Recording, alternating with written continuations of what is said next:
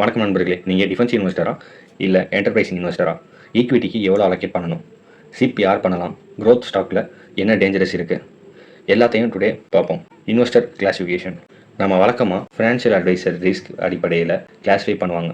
ஆனால் உண்மையில் இன்வெஸ்டரை கிளாஸிஃபை பண்ண வேண்டியது டைம் அண்ட் எஃபர்ட் அடிப்படையில் தான். டைமை டெடிகேட் பண்ண விருப்பம் உள்ளவங்க என்டர்பிரைசிங் இன்வெஸ்டர், டைம் இல்லாதவங்க டிஃபென்சிவ் இன்வெஸ்டர்.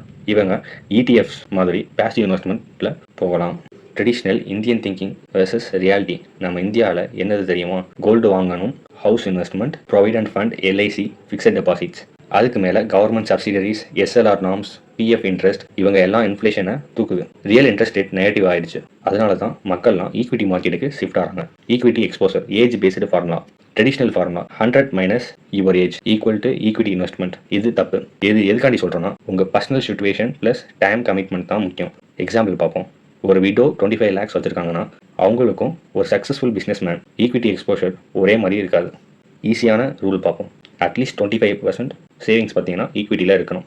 டேரக்ட் ஸ்டாக்ஸ் இல்லைனா இண்டெக்ஸ் இடிஎஃப். ரெகுலர் இன்கம் வேணாம் அப்படின்னா ஃபண்டில் இருந்து இன்வெஸ்ட் பண்ணணும். டிஃபென்சிவ் இன்வெஸ்டர் ரூல்ஸ் பார்ப்போம்.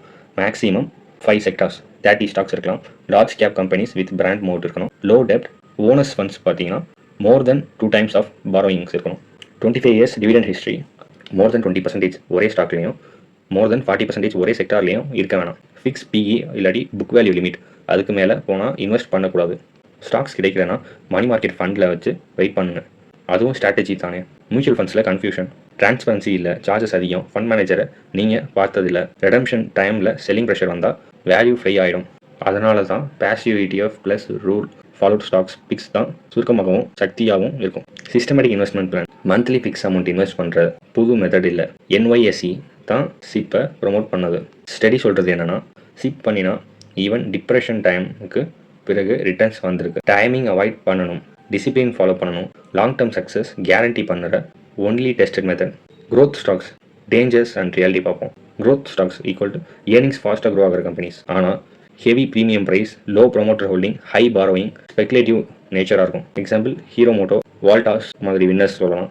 சுசுலான், புஞ்ச் லேர்ட் மாதிரி லாஸ்ட் பண்ணாங்க 90%. மைக்ரோசாஃப்ட், சிஸ்கோ கிராஷ் ஆனிச்சு 50 to 70% வரைக்கும். ஸ்மார்ட் இன்வெஸ்டிங்னா ஸ்மார்ட் திங்கிங். ஈக்விட்டிக்கு பயப்பட வேண்டாம். ரிஸ்க்கை புரிஞ்சுக்கோங்க. டைவர்சிஃபை பண்ணுங்கள். டிசிப்ளினாக இருந்தால் லாங் டேர்மில் ப்ராஃபிட் வருது. ரைட் டைமில் ரைட் ஸ்டாக் வாங்குறது தான் கேம்.